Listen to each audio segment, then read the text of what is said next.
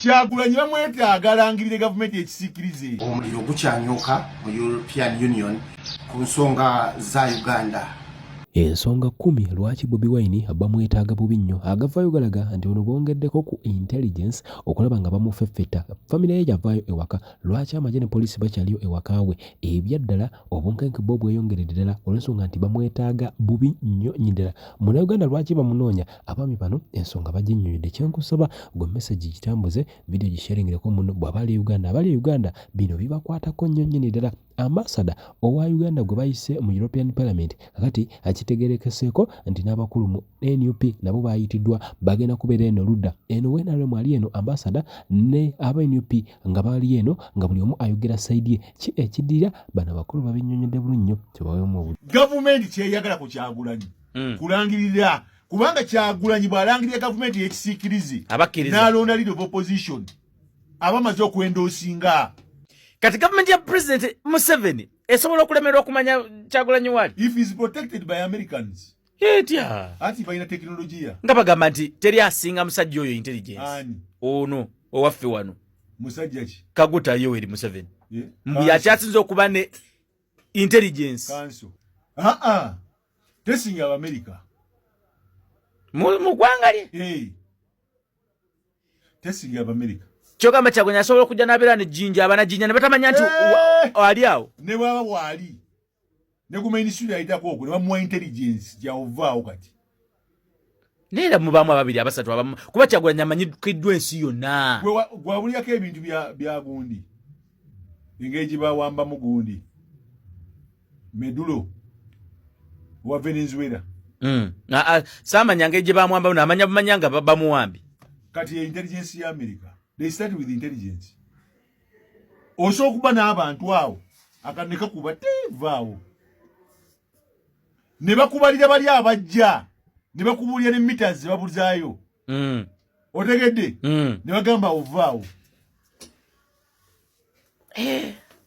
intelligence wano Mossad ne CIA FBI tozanyanga nabo so Kyagulanyi kino without any fear of contradiction moves zonna b'Amerika ebazibala simwe bana Uganda mwe muli kawunga kammwe na bijanjalo oyo international akali goloza nti President Museveni tasobola kumanya Kyagulanyi wali babayagadde ayagaso webuuzako ekibuuzo lwaki bamanyi balina kwa mzendoza bamanyi nga bamuleka bulesi bani President bamuleka ngani Kyagulanyi bamwetaaga alangirire gavumenti ekisiikirize kati nkubudde n'akabadi k'otomanyi gavumenti kyeyagala ku Kyagulanyi kulangirira kubanga Kyagulanyi bw'alangirira gavumenti ekisiikirize n'alonda leader of opposition abamaze okwendoosinga President Museveni yawangula abakkiriza ati egamba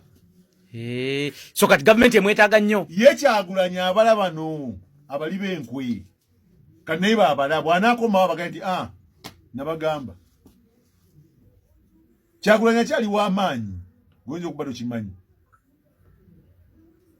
yes Assalamu alaikum warahmatullahi wabarakatuh. Yenze Haji Aruno omusomi w'edduwa asangibwe Bulumagi ku luguudo lw'Ejjinja kola ku bintu ebyenjawulo ng'emuli endwadde zitawaanya abantu ababulijjo kola ku abo bonna abalina ebizibu mu mukwano bw'oba olina ebizibu mu mukwano jangu gyendi neeyonera nsobole okumalira ensonga kola ku mikisa egy'emirimu kola ku abo abaagala okugenda ebweru buntu ng'okozesebwa amajiini okozesebwa saitwani ebyo byonna mbikolako osobola okukozesa ennamba z'olaba ku screen oba okuweereza obubaka ku WhatsApp. Omuliro gukyanyuka mu European Union ku nsonga za Uganda sham elections nga bwe baziyita n'okukyusa obukulembeze singa kinaba kisuusa okubuuliriza kubanga abantu tuli ng'abali mu investigations not preliminary wabula conclusive investigations preliminary zaali mu 2021 preliminary ze kwe kubuuliriza okusookerwako ndowooza naye ng'ennaku z'omwezi 23 ku Mande leero Lwakutaano tugenda kubaayo n'akakiiko ka European Union nga katudde bayise abakulembeze ba National Unity Platform kigendererwa kinti bamaze okuwulira omukulembeze waffe Robert Kyagulanyi Ssentamu who is the head. Ne obutatekawo kye tuyita biasness baba balina okuyita obukulembeze ate obukulembeze obwo n'okubanga babwanjulira abantu nti ye leadership baba yise mu European Union okubako presentation gye bawaayo nabo oba okubanga babaako okwewolereza kuba waayo naye nga omutwe omukulu agenda kuba ambassador wa Uganda mu Brussels. Kyewuunyisa omulembe omwagulanyi guno gutujiddeyo ebintu bingi nnyo. Tugenda kulaba ku muzungu akiikiridde abaddugavu wabula omuzungu ono tabeerangako mu Uganda. Omuzungu ono akiikiridde bannayuganda abasula enjala. Omuzungu ono akiikiridde bannayuganda abakaaba amasannyalaze nga gava waffe eddamu zituzina ezisukka mu bbiri naye nga amasannyalaze tetubeera nago. Omuzungu ono akiikiridde bannayuganda abatafuna bujjanjabi na ddagala mu malwaliro mu European Parliament. Tabeerangayoko wadde omwaka ng'oggyako ekyokukyala ng'azze okunona omusimbi gwe mu State House. Yoyo ambassador wa Uganda Museveni ojoga. Museveni otukoze bubi nnyo naye akaseera buli kimu kibeerako ennaku z'omubi batugamba zibeera ennaku 40. Omukulembeze waffe omulungi Robert Kyagulanyi Ssenta Mutu Kyagulanyi mulabe edduka. Kyagulanyi nagamba nti asoma script ya President Museveni gyatambuliramu. Oyo yehulika kuta Museveni ow'omunsiko lwakuba otanafuna mundu nenge ejabalamu empikize azibalanga yehulika kuta Museveni. Dangerous, very dangerous man. Kyagulanyi oyogola kyovola babola abantu baali bakutte simanyi baali bakutte towakananga. President Museveni yali mu nsiko obukodyo bweyambisa n'okufunanga abantu bamuyambangako Kyagulanyi bwakozesa okategedde. So kati President Museveni si musiru abala naye n'amanya obubi obuva n'obulungi obuva. Kikuddemu President Museveni ne gavumenti ye gyakulembera eyagala Kyagulanyi adde alangirire leader of opposition. Abazungu bagambe nti yes kituufu wawangula. Oyo bannayuganda ekintu tebakimanyi. Omanyi bannayuganda mulina obuzibu. Webaza ozibukudde ebyo byonna ebyali bizibikidde nga betulowooza nti opposition entuufu be babireeta kubanga be babeezezaawo Museveni. Kati nno tugenda kusaba loopu waffe omulungi Joel Sonyonyi omukulu munnamateeka munne Katana munnamateeka omulala ate nga political science David Lewis Lubongoya. Tugenda kubasaba mutukiikirire bulungi ge mazima kubanga bayise leadership ya National Unity Platform.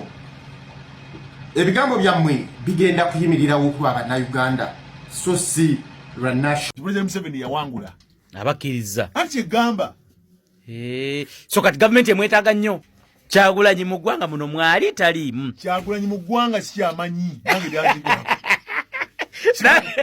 nkebedde satellite zange zonna Kyagulanyi simulaba. Ayinza okuba mwali ayinza okuba taliimu. Satellite yange ya Uganda siraba Kyagulanyi. Nawe tokyamanyi. Nkugambye nakubidde bakigatto neyampa amawulire agaasooka nti yafulumamu ati nadda namukubidde nga takwata nesimuzi zaava kuba bamukwata simanyi. So tomanyi oba mwali oba taliimu. Nkugambye omwana oyo aliwa. Kyagulanyi ali mu Uganda ku nsonga za Uganda sham elections nga bwe baziyita no Unity Platform.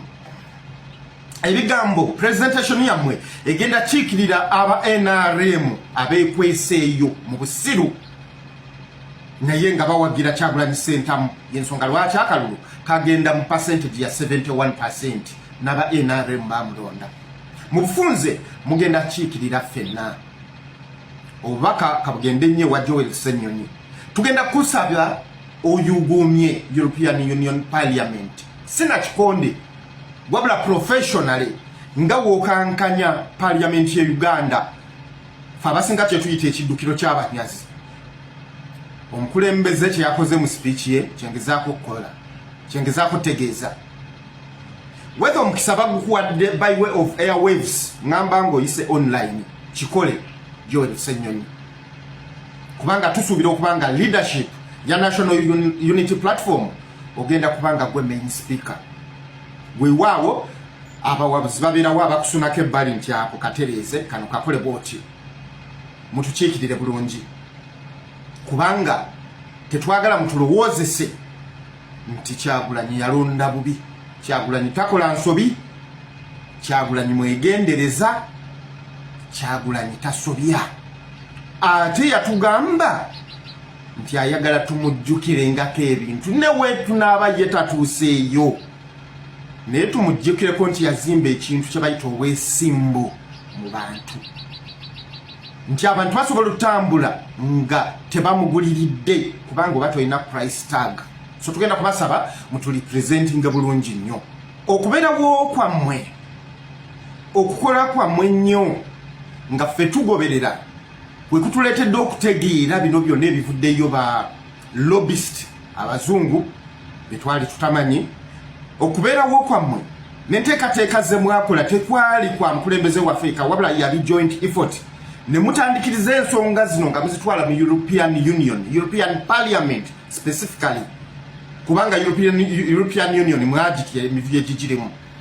Mwagenda tiimu y'aba leadership ya NUP, twalaba Lewis Lubongoya ne tulaba Joel Ssenyonyi, Kyagulanyi Ssentamu.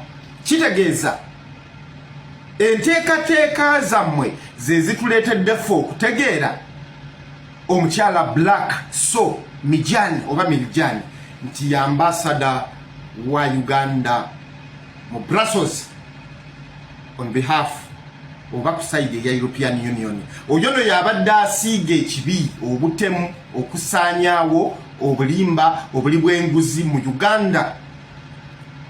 So Miljani nga yabusiiga akazigo. Essaawa eno bamukunamizza.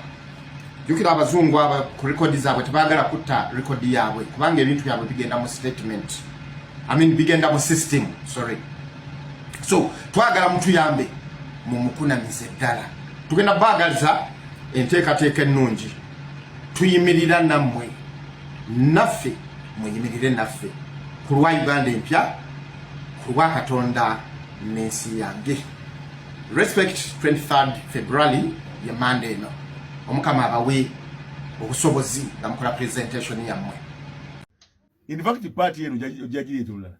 Bannayuganda kye mutamanyi kiri bwe kiti nti abafuga bazungu temunakitegeera. Ekirala okukkiriza nti President Museveni yawangula akalulu, gavumenti ya Kyagulanyi erina okulondebwa. So you endorse what the white man is waiting for is Kyagulanyi Ssentamu to endorse President Museveni. Kyagulanyi's endorsement.